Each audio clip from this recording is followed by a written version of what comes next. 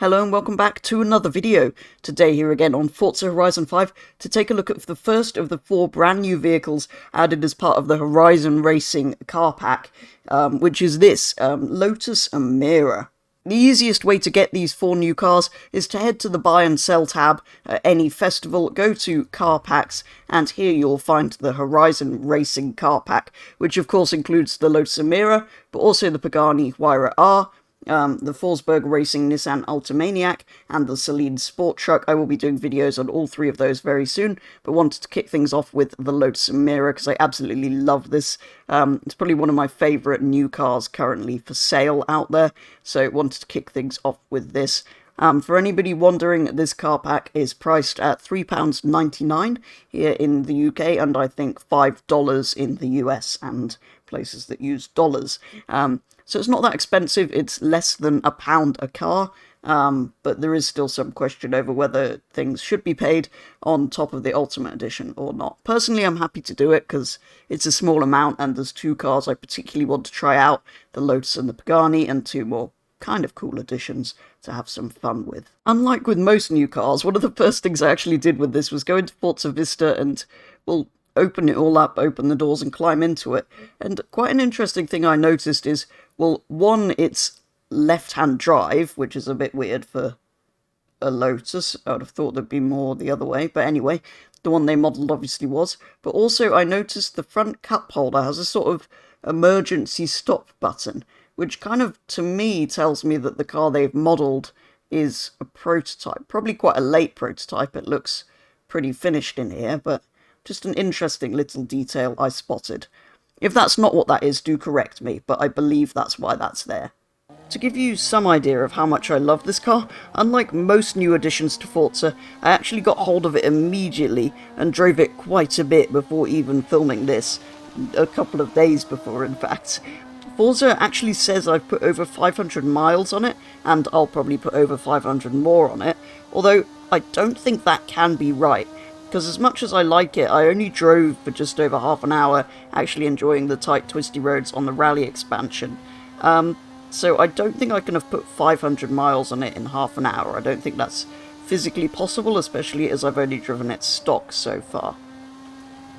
I do love the cars that Lotus produce in general, mostly because they're not only a small company, but a small car that's nimble with no nonsense, but also as they're my local manufacturer, with the factory being incredibly close to where I live, and therefore actually seeing these things on the road fairly frequently, both the Elise before it and now the EMIRA. The EMIRA in-game has the 3.5-litre Toyota V6 engine, which we're all familiar with. I believe this was in Exceeds and all sorts, ever since the first Exige, I think they've been using this engine.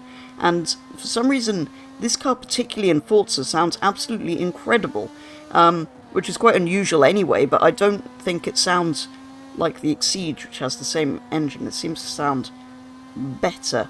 Not really sure how or why, or if that's realistic, but I'm not complaining. It sounds incredible, it looks incredible, it drives incredibly, I love it anyway, so yeah, just makes me like it even more. This car, though, is also available with an AMG 4-cylinder, if for some reason you want a smaller, less powerful engine. This particular engine, the 6-cylinder, produces 400 horsepower, exactly the same as the 400Z, of course. Although this is a bit lighter, but not by as much as you'd expect. The Z is 1600 kilos to the Lotus's 1400. So the EMIRA has got a bit heavy. I mean, it's still a light car, don't get me wrong, but it's definitely put on weight. For comparison, the 2012 Exige in this game says it weighs 1,176 kilos, and the Elise Sport 190 is just 670 kilos, so the original Lotus Elises were under 1,000 kilos, so for this to be up to 1,400 has made quite a difference. It's nearly double that Sport 190. Despite this increase in weight, it somehow managed to reach over 180 miles per hour on the motorway, which is impressive, but seems a little optimistic, Forza. I really don't think it should be doing that. Overall, the Lotus is rated at 767 PI, so it sits just above the middle of A-Class, which means after we've had a look at the options, I will be throwing on an A-Class tune, because there's about the right amount of PI to play with there for some of the better tuners in the Forza community to make something good, I think, and Forza did say it would be quite good in its class. I'm hoping it'll be good, but not too good, because as I've kind of discussed before, that kind of makes it pay to win if the car that's part of a paid pack is fast. Anyway, back to the festival. Once we get back to the festival, though, it turns out there aren't actually that many options for this Lotus. There's no advanced painting groups. There are a few manufacturer colours. There's the green I've got it in, of course, but there's also the kind of standard default blue. There's beige. There's quite a nice dark grey. Green we've seen. There's yellow, which always looks slightly off in Forza. I think I'd have... You have been disconnected. Welcome to Forza. And there's also a rather nice metallic red, but I feel like the green suits it perfectly, and it's a British sports car. It kind of just should be green, really, shouldn't it? Moving over to the upgrade shop then, which is actually a pretty similar story.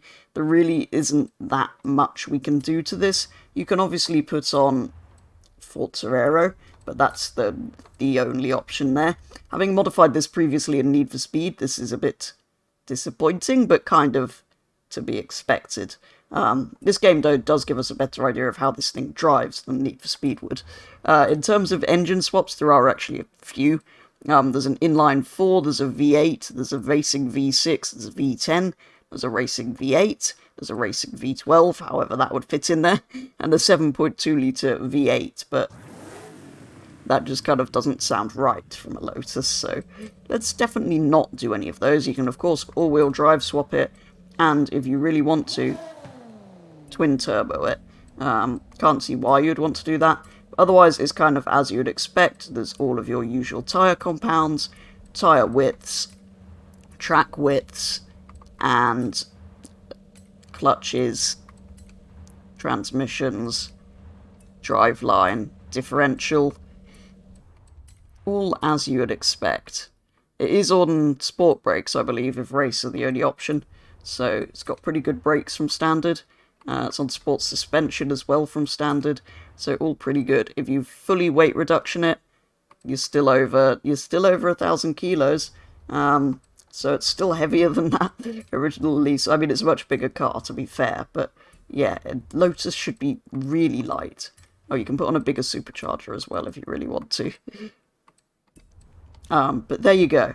Not all that much in the way of paint colours, customization, or upgrades, I'm afraid. So, now that we know what options are available, I'm going to throw on this K1Z Bala tune, and then take it into some A-Class open racing.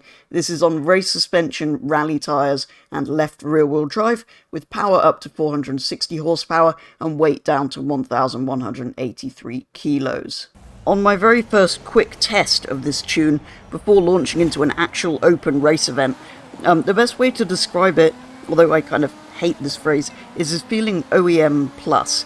Kind of felt standard, but just that bit more without feeling stupidly insane, like cars with quite a lot of upgrades would.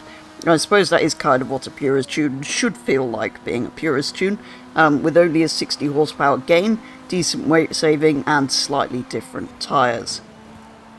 I was then lucky to get into the first race of an adventure, so I could do a full set of races, starting at the Copper Canyon Sprint, where despite the other cars being substantially faster off the line, and a race full of not the best driving from me, after a few little bumps it still won by quite a long way actually.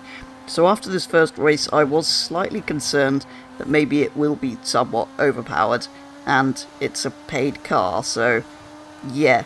Not quite sure how I feel about that. But anyway, next up was the Cathedral Circuit, which was a similar story. I was up to second after the first corner, after the first proper corner anyway, and after some slight violence from an S2000, I did eventually win pretty easily, apart from one Porsche who was somewhat keeping up with the Lotus. And finally it was the San Dorado Sprint, and would you like to guess where the Lotus finished there? Yes, it was in last. No, it won the race again with a sub-minute time, and being so far ahead of everything else.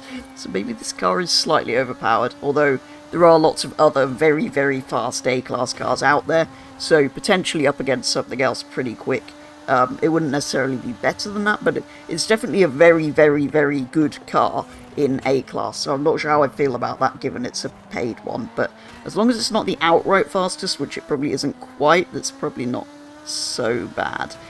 Anyway, to find out how good it actually is, I did another round, which I barely ever really do, also partly because I love this car and I've been really enjoying driving it as well. And again, it won all 3 races in that second set. So I did a third set, and finally on the first race there, again at the San Dorado Sprint, it fell to a second place finish, which it then did in the subsequent 2 races as well. So that makes me feel a little bit better about it. I was kind of worried that maybe it was just super, super fast, but looking into the lap times, it's not world record breaking, but it is decent, and like I say, it won me all the races in the first 2 sets. So yeah, second place in all 3, although in the third race, I definitely won that Forza. There was a sprint to the finish line and the Lotus got it, but Forza gave me second. It's one of those desync things that happens quite often. But anyway, 2 adventures, all first place finishes, 1 adventure, all second place finishes. I would say it's still a very, very good car, and I'll be using this a lot more. It'll be probably my go-to car for A-Class racing from now on. And that is going to do it for a very first look at the first of the 4 cars in that new paid car pack, the LOTUS EMIRA, which I love even more now than I did going into this, if that's even possible. So yeah, I was super excited to drive this thing. Like I say, drove it stock off camera, had a lot of fun with it, just like that. It's a brilliant fun thing to drive in standard configuration. With an A-Class tune on it, it's pretty good, competitive, and I'm going to be using it a lot more in online racing. I have actually gone and bought another stock version of it, so I've got a stock one and an A-Class racing one, and I'm going to be driving them both a substantial amount, I think, in here. So I already feel like my $3.99 is well spent. I was slightly concerned for a minute that it was maybe a bit too overpowered, given it was a paid car, but I don't think it's going to be the fastest, outright fastest car in A-Class, so I'm kind of okay with that. And yeah, I feel like my $3.99 is well spent. Even if it had just been to buy this one car, I probably would have done it. But anyway, despite that, I will come back and take a look at the other 3 vehicles very soon. Next one I think I'll do is the Pagani Huayra R, because that's an incredible, incredible car. But insanely, ridiculously fast, quite different to the little Lotus. But for now, for a very first look at the Lotus, that is going to be all. So thank you very much for watching, and I'll be back with the next video very soon.